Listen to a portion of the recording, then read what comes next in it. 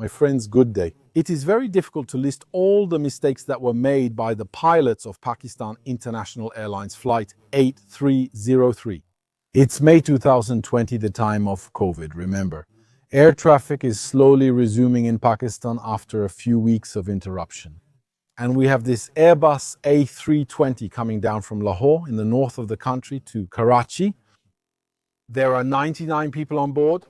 And what interests us most isn't the people on board, it's those who are in the cockpit. And in particular, we have a captain who is 58 years old with 17,000 flight hours. But he has a very unique personality. He was described in the accident report as a man with below average intelligence. I quote, "A tyrannical, authoritarian person who has very poor spatial awareness and doesn't know how to handle stress." Despite all that, he managed to survive 17,000 hours and he made it. And in the left seat, also when he wanted to, when it was time for him to join the airline, he was disqualified by a panel of psychiatrists, right? Psychiatrists found he had a profile unsuitable for aviation, so he was disqualified. He went to the United Kingdom, he went to see other practitioners, and he came back with files. He came back with favorable files from other practitioners. The company didn't want to recognize those references. So he went to court against Pakistan International Airlines, and eventually he was accepted, which may itself be the first fatal mistake in this story. On the right, we have a co-pilot. He's 33 years old with 4,700 flight hours, and he's someone who has always been described as an outsider. He comes from the TR world, and he's always flown under the radar, so to speak. So we have this cockpit precisely with troubled personalities. We are also at the end of Ramadan. It's May 22nd. Ramadan is ending in some parts of the world. It will end in a day or two. And so these people are fasting. Does this have any influence or not on what will happen next? Of course, this was analyzed by the Commission of Inquiry. It's a mystery, isn't it? There's some of that, but there's something else too. Obviously, there's something else because thirst and hunger alone can't explain the tragedy that happened. So, as I was saying, our plane is flying at its cruising altitude. It's daytime. It left Lahore at 1:05 post meridian. Now it wants to begin its descent. But suddenly, a small detail catches the pilot's attention. They look through the window and set 10,000 feet. They press the button so that the system, the flight management system, the onboard computer that manages navigation, starts the descent. And then, instead of descending, the plane honestly starts descending at less than 1,000 feet per minute. That's a pretty slow descent. There you go. It won't go or descend any faster than that. So our pilots don't understand why the Airbus is doing that. Actually, it's something known in the Airbus's logic. In managed descent, if it's at its cruising altitude and then the pilots want to descend too early, it means the system thinks it's way too early to descend. Well, what's going to happen is that it will give them less than 1,000 feet per minute. It can also give 500, but at cruising altitude, it sets to 1,000 feet per minute. So they start asking themselves questions, but why is he doing that? All of this? But in reality, there's an explanation. There's always a logical explanation in these systems. That is to say, the flight plan as it was programmed into the system and as the pilot saw it was not the same. There was a discrepancy. In particular, there's a waypoint called Sabain. This Sabain point appears twice. And between the two times, there's a holding pattern. What does that mean? It means that the system, as it was programmed, expected to start its descent later, arrive at the Sabain point, keep circling around the Sabain point while descending before exiting at 3,000 feet at the end of its holding pattern. The pilots hadn't visualized that at that moment. So what the pilots saw, they saw their position, they saw the airport, the destination, and they said, we're very close. But it doesn't want to descend. That's the idea. It doesn't want to descend even though we're close. Whereas the plane, in its own logic, had a much longer distance to cover because it had to go through the Sabain circuit. It's just a detail. What they could have done was remove the holding pattern, but they'll realize that much later. Anyway, while they're discussing things like that, while they're making progress, and then the plane isn't descending. There's also a little issue with the frequency. They'll make another mistake by switching to the wrong frequency when moving from one controller to another.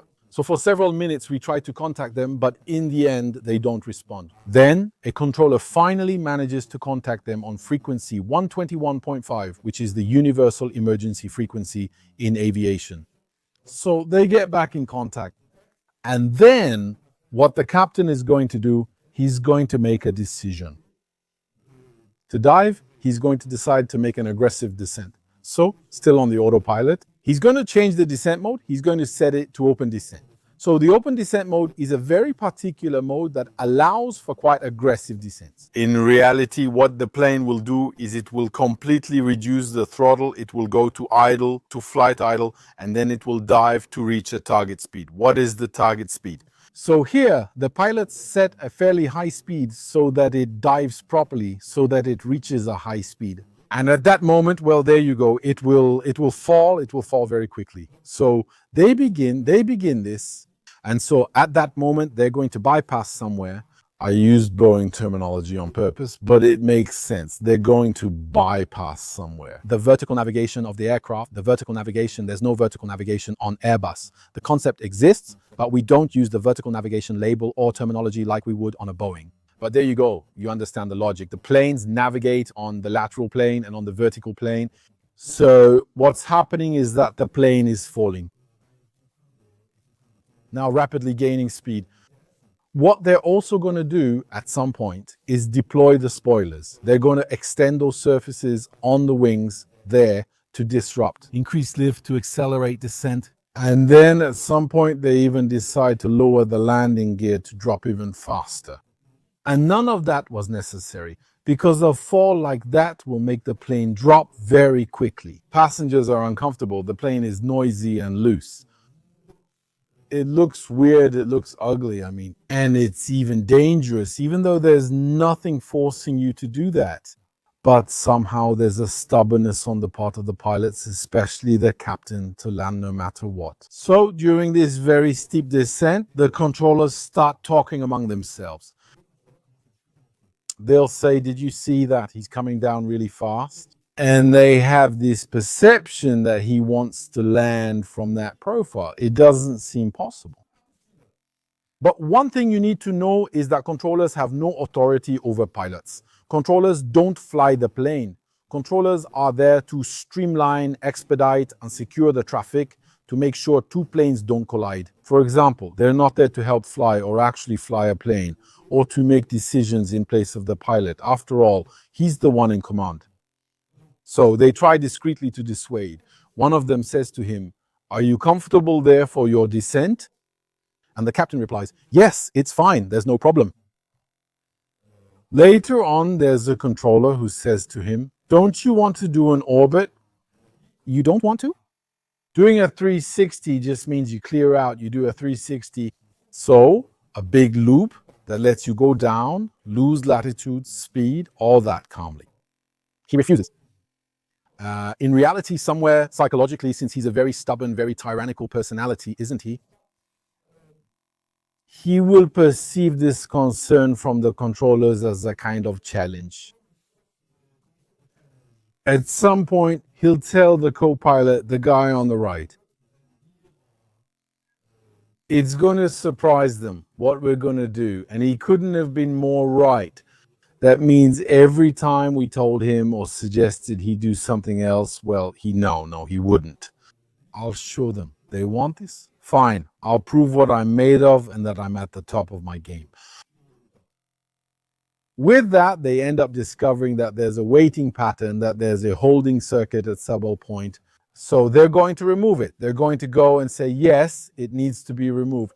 But when they remove it, it's too late. It doesn't change anything. Why is that? Very early during this approach, during this descent, we're not yet in the approach, which is a descent that is done in line with the runway, in the very extended alignment of the runway. Well, Captain Apuy, and that's an early decision, presses the approach mode. The problem is, when the approach mode is armed on an Airbus, what is it going to do? It's armed at first. It doesn't do anything at first. It doesn't touch the plane. It's going to sniff around looking for the lock. It's sniffing for the axis, the runway. It's going to ask itself, where is it? The axis, the runway. It's going to wait, catch it, the instrument landing system, right? The system, the electronic rail that allows you to go to the runway. Once it catches it, what does it do? Once it catches it, it will cancel navigation mode, and I'll use another Boeing term. It will cancel horizontal navigation mode. Everything planned or in the system no longer needs to be worried about. It will catch the lock, so it will switch from navigation mode to lock mode and then stay on the runway axis. So that if we modify the flight plan, it won't change anything anymore. It's too late. So messing around with his truck, etc., then removing it ends everything.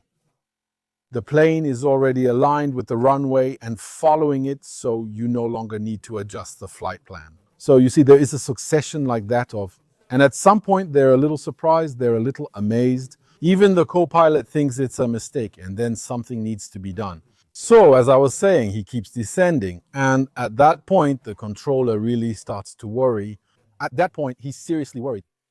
This time he's going to tell them, make a 180-degree turn to the right. No, to the left, rather. He's going to tell them, make a 180-degree turn to the left. His goal is to force them to turn around from the approach axis, to make them extend. Ultimately, to extend the distance traveled so they can descend properly, lose speed and everything. But the pilot refuses. The captain says no. He says, no, we are already aligned. That doesn't mean anything. If he's the controller, it's his airspace, even if it's your plane. If air traffic control tells the pilot to turn left 180 degrees, you have to comply. Would you refuse? The captain refuses. So we have a captain who refuses. He has alarms, he has errors, he has instructions from the controller, but actually he refuses everything. At that point, he entered a deadly stubbornness. He got into an irreversible cycle of stubbornness. He doesn't want to hear about anyone. He has a plan and wants to carry it out no matter what. What's going to happen is, just to give you a sense of scale at a certain point, the rate of descent, which means the speed at which it's going down, will reach 7,800 feet per minute. The plane, which was initially flirting with an 8 to 9 degree descent rate, will go up to 13.7 degrees, nearly 14 degrees. That should never happen in a commercial airliner. A 14-degree nose-down attitude doesn't occur in normal flight. No one flies with a 14-degree nose-down angle. That doesn't exist. The plane is extremely nose-down. What's going to happen? With that, he decides to deploy the flaps. He grabs the flaps and decides to extend them, except that extending the flaps, at that speed, it's very high. We're talking about 250, 260 knots. This speed is very high. So when he decides to extend the flaps, what's going to happen? There will be an overspeed alarm. So there's an overspeed alarm that will go off. At the same time, what else is going to happen? The autopilot will disconnect. The autopilot will let go of the plane. Why? The autopilot won't disengage due to overspeed, but for another reason. It's that in the circuits of the Airbus A320, there are limitations that are programmed into the autopilot.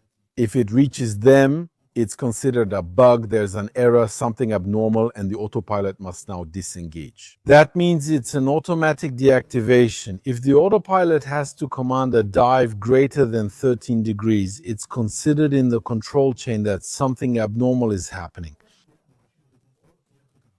And at that moment, what it must do automatically is disengage. Why did it dive so sharply? Because open descent, landing gear down, spoilers deployed, so air brakes fully out, throttle at idle, and as I said, a very high speed commanded. To reach it, he needed about 14 or 15 degrees of pitch down, which the system managing the autopilot found completely abnormal and therefore deactivated it. Now, let me tell you something. The thing is this, he didn't get any autopilot deactivation alarm. Why? There's already a speed alarm. And as we've seen very often on this channel, on the Airbus, but also on other planes, there's what we call a priority system. As we say, you see it near crossings. Be careful, one train can hide another. On a plane, one alarm can always hide another if a situation occurs. In that situation, there are dozens or even hundreds of possible alarms on a plane. Each one has its own triggering conditions. Each one has conditions that mean it must now be activated. Well, sometimes the plane might not even be, sometimes often can be in a situation where several alarms would be possible. Several alarms are triggered. What does the system do? So the system, in terms of audio alarm, what does it do? What it will do is send out the highest priority alarm and silence the less important alarms. So in an Airbus, the overspeed alarm is more important than the autopilot disconnect alarm. So if we're in overspeed and we disconnect the autopilot or it disconnects by itself, we don't hear an alarm. So the master warning was already flashing, but it doesn't do anything more. It just keeps flashing. And so the cavalry charge linked to the autopilot can't be heard. That's an important point. We're in an IAM situation. Pilots who are slowly losing everything, they're really losing control of the situation completely. So what happens is that the air traffic controller finally allows them to land. He sees that these are people who are doing whatever they want, who don't even respond to his instructions and so on. So tired of fighting, he allows them to land. So they're going to arrive on runway 25 left at Karachi Airport. They're approaching the runway. They're coming in very high. They're coming in very fast. On final approach, they're at 260 knots and over the runway about 210 knots. That's extremely high. The co-pilot at that moment has some doubts. At that point, he decides to take control of the situation. But be careful, we're in a context where there are huge hierarchical distances. So in a way, he feels that they're making a big mistake. But on the other hand, he doesn't really want to upset the guy who was on the left. While we're honestly in these situations, even if he had knocked him out, the jury would have released him, would have acquitted him. But what he's going to do, he's going to do this. He's going to take the mini handle. He's going to pull on it a little bit, just a little bit. So he kind of has the intention to go again, to throttle up. So he pulls on it a bit. He goes back to the landing gear. He says to the captain, we shouldn't go around again. We shouldn't do a 60-degree turn to lose speed. So he swings it that way, but the captain doesn't see it that way and he doesn't care. He ignores it. He wants to land, so the captain is going to dive. He'll extend the flaps 1, 2, 3 quickly in rapid succession. Now, what's going to happen?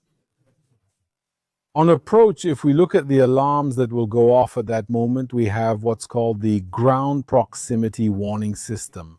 It's an instrument, it's a device that's relatively independent from the others, which will trigger a certain number of alerts. For example, when the plane is too close to the ground, or is approaching the ground too quickly, or when it's approaching terrain. Or when the plane loses altitude after takeoff, or when the plane is on the instrument landing system, then the glide path, and then it loses it, etc. Some situations will trigger an error. Nevertheless, you should know that the errors are also those of the ground proximity warning system. The alerts are also ranked by order of priority, and we're going to have something here as well. As the captain is approaching the ground very quickly, this is what he will hear as a ground proximity warning system alert. He will hear too low terrain, too low terrain. That's the alert that will sound. Now, the ground proximity warning system has another alert called too low gear, too low gear. Yes, it's that alert, the one I just told you about, too low gear. That's the one that signals that the landing gear is retracted. Because he didn't realize that, on his right, the co-pilot had retracted the landing gear. But there are two audio alerts, too low terrain, too low gear. Which one is more important? In terms of priority order, too low terrain has a higher priority order than too low gear. That means the system will only give the too low terrain alert. You're getting too close to the ground. The ground is coming up toward you. But it doesn't say anything about the landing gear being retracted, okay? So there you go. We have two, you see, we have a double here. We have two occasions. We have two occasions, several alarms overlapping, and we have the priority that comes into play. So the captain flies the plane over the runway. He absolutely wants to land it. He uses up half of it because he's going very fast. And then roughly he's going to touch down at 200 knots. They usually land at 130 knots, but he lands at 200, a lot faster. How does he do it? Well, he touches down with the jet engines because, look, let me show you. This is a Douglas Commercial 10 that I bought. It helps illustrate certain things. So if you look at the plane, the jet engines are lower, right? The fuselage is higher than the engines, isn't it? So if this plane had to land directly without landing gear, the engines would touch the ground first, right? It's the engines that will touch, obviously. So the engines will hit the runway, so they'll strike the runway hard. And then the captain gets used to it. He takes the thrust reversers and starts to fully deploy the thrust reversers. They won't open. There's no reason for them to open because the thrust reversers are activated. Their circuit is powered the moment the landing gear touches the runway and is compressed. Since the landing gear is up, the thrust reversers won't deploy. The spoilers don't deploy. They can't deploy. Because the spoilers, especially the ones that are completely inside, the ground spoilers, which are the strongest, the most powerful, they're the ones that really destroy lift. They can't deploy because, like the others, they're controlled by the landing gear. The captain, well, what does he do? He starts to brake. He starts to brake like that. But actually, it's not braking. He says, but what's going on? So the plane is going to slide for about a good kilometer. Actually, it's going to make a banging noise. It's going to hit a second time. It's going to make some little bounces. You can't see it on the poor quality closed circuit television videos, but the plane actually hits 4 or 5 times. And it's going to scrape the engines for about a kilometer, and that's going to last for about 20 seconds. You might ask, but why didn't it brake? It's going 200 knots, then 20 seconds later, it's down to 160 knots, so you're losing 40 knots in 20 seconds. Why doesn't it slow down more? Actually, because you have to know that in these circumstances, we're pretty much in the same situation as the JJR from last December. If you want, when a plane hits like that, the wings still have a lot of residual lift. There's a lot of lift. So it's not the plane's full weight. Let's say, go ahead, what do we have? Suppose it's 60 tons at landing. Only a fraction will actually make contact, maybe less than 10 tons. So the friction isn't very high because there's still a lot of speed. So there's some residual lift. That means the plane was meant for it, right? Since it landed mid-runway and used 1,000 meters, it was supposed to overshoot.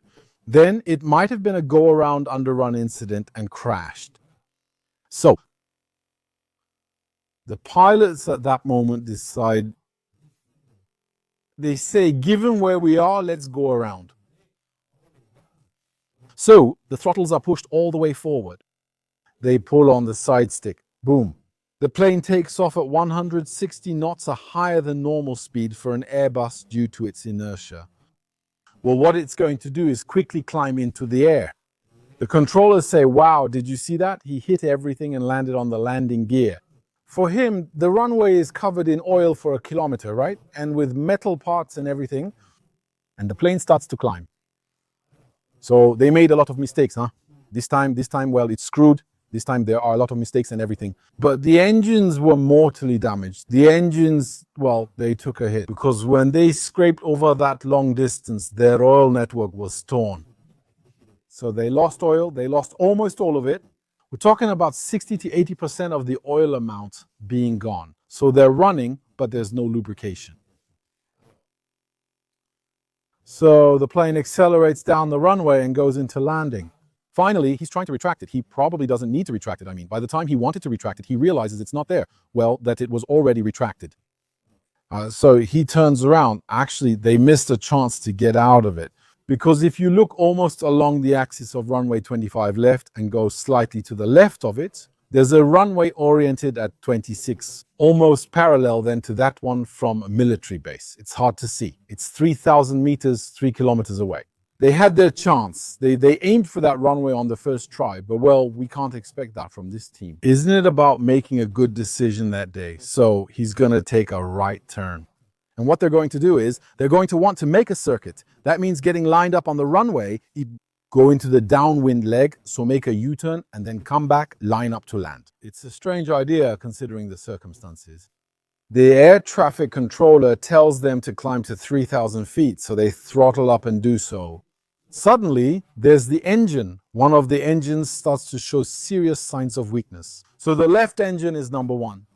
So the captain says engine one is having problems. Engine one is going to shut down, and the co-pilot responds, I'm going to slow down engine two. I'm going to slow down engine two. With that, he grabs the throttle for engine two and slows it down. They made every possible mistake that day. No mistakes were spared. So what they have, it's that one of the engines, and the left one is really dying. The right one still has some power left, but they're going to reduce it. So the plane climbs, and at 2,600 feet, roughly, it won't reach 3,000. At 2,600 feet, it's just a little bit more. They start gently coming back down to the ground. There's not enough power anymore. Both engines are slowing down. So you see, it's a very particular situation. Here's what will happen next.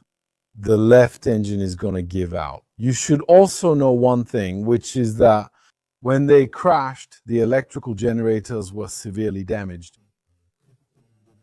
And at one point, the right one got damaged. The left one is about to stop. There's no electricity on the plane, so the same thing will happen as with the Air India incident. A small propeller called the ram air turbine will come out, start spinning in the air, and will provide a bit of electricity. So in that case, the black boxes will stop for about 8 seconds, causing a total blackout during that time. So the story is interrupted. We don't know what happens during those 8 seconds, but during those 8 seconds, the aircraft, the flight controls were operating on battery, right? And then the ram air turbine comes in, the electricity comes back, and actually the cockpit voice recorder comes back, but the data recorder doesn't come back because it consumes too much power to be supplied by the ram air turbine. They didn't think to start the auxiliary power unit. So as I was saying, another thing, the plane will switch to alternate law mode. That means normal law, which is the standard flight control law. We're in fly-by-wire. It can't be active under these conditions. There's no electricity. Many systems are shut down, so it's running in a degraded state. It's switching to alternate mode, which lacks stall protection. So our pilots, they're losing altitude, making a turn now over the residential area, and they want to reach the runway. The problem is that he doesn't have any. They're losing speed, losing altitude. One engine is out and the other has slowed down. It's only later they realize, the captain says, yes, but did you notice engine number 2? You slowed it even though it was working fine. They decide to throttle up engine number 2, so they increase the power on engine number 2. We don't know how much power it delivered because, again, we lack the flight data recorder. We don't know its N1, N2 temperature, exhaust gas temperature, or any of that. But what we do know is that in the cockpit voice recorder, you can hear the engine noise rising almost to maximum power. So at some point, it's going to rise, it rises to maximum power. Except that an engine that's damaged in this way, pushing it to maximum power might not be the best idea. So then after that, it's going to start making explosions. So surging engine, then it's going to start to die. He decides to reduce the power. So he brings the power down from maximum. He's going to bring it down to about 60%. And then a few more noises and bam, it stops. So now we have our plane is at low altitude, low speed. The captain says to no engine, of course. There, the captain tells the co-pilots, landing gear down. That's it. They lower the landing gear. What do you want them to do? I mean, while we're there, we're no longer... There you go. Do what you want. From then on, do whatever you think of and we'll see what happens. He's going to grab the mic and yell at the autistic people. Cabin crew, take your seats. There you go, and the plane starts to sink. He sees the ground coming with the buildings and everything. He pulls on the control stick. Then they have the stone voice. Actually, it's a voice that normally under normal law you don't hear, because under normal law the Airbus, exactly, it would have taken measures itself to prevent the stall. So it would have stopped pitching the plane up. It would have gone full throttle and so on. Except that in this specific case, we're in alternate law. There is no stall protection, and in fact, it can't even be reactivated. How are we going to protect against a stall in this case? There's really not much to do, so they're just there. At the very least, I would pull the nose up completely. The plane is in a stall or near stall situation. Again, we don't have the exact data. And it's falling now. Now it's really falling. Landing gear down. And then one of them grabs the mic and calls the control tower. But actually, the control tower had already activated the equipment. The controller had already hit the crash horn long before. In fact, he had hit the crash horn well before. At the moment when he saw the plane sliding for a kilometer with sparks and flames behind it. So there you have it. The plane crashes into a residential area. There are 2 people dead on the ground. Actually, there are 3 little girls who were injured. Burns, including one who will die later, one on the neck, another later, so 2 dead on the ground. It's still a miracle given the neighborhood's large population and that it's Friday during prayers. So a good part of the population, especially the men, were at the mosque, so that reduced the toll a little bit. 18 buildings were affected, some of them very badly by the plane, but also by the fuel that spilled out and the fire and all that. It's a miracle. Not a single one collapsed. Of the 18 houses that were hit by the plane, not a single one collapsed. And that also helped reduce the toll. Because if it had collapsed like a house of cards, it would have caused a lot more deaths on the ground. On the plane, only 2 survived. At impact, both saw the light while seated. Here's a hint. They were at the front, not the back, since people often mention those in the back. It depends on the kinematics of the accident, on the dynamics of the accident. So here, there are 2 guys who are seated relatively towards the front. As the plane crashes, they spot light outside, decide to go that way, exit, are helped by others, and move away. See, at that point, the plane catches fire. Those who couldn't get out will never get out. That's 97 dead on the plane out of 99, right? So almost a total loss, except for 2 people who were saved at the last moment. 2 people on the ground, as I told you. So we have 99 dead that day. And of course, the rescuers couldn't do anything. They had to move forward with JCBs, bulldozers, all that. But there was nothing anyone could do. So this, of course, led to Pakistan International Airlines being blacklisted in Europe, in the United Kingdom, in the United States, and so on. The United Kingdom lifted this ban quite recently, by the way. But there you go. And it also happened in Pakistan. There was also the scandal about pilot licenses because it was suspected that some pilots had fake licenses or had paid to pass the exams or had used connections to pass the exams and all that. There's a lot of that. But I want to tell you that maybe it's even worse than we might think. It's that these 2 pilots hadn't cheated on their exams. Their licenses were legitimate, and maybe that's even more serious. We almost wished we had an explanation by telling ourselves that, well, their licenses were fake. So, well, there you go. That explains it. No, that doesn't explain it. Thank you, my friends, for watching this video up to this point. Thank you to those who support the channel on Patreon. I'll see you in the next one. See you soon, Su501.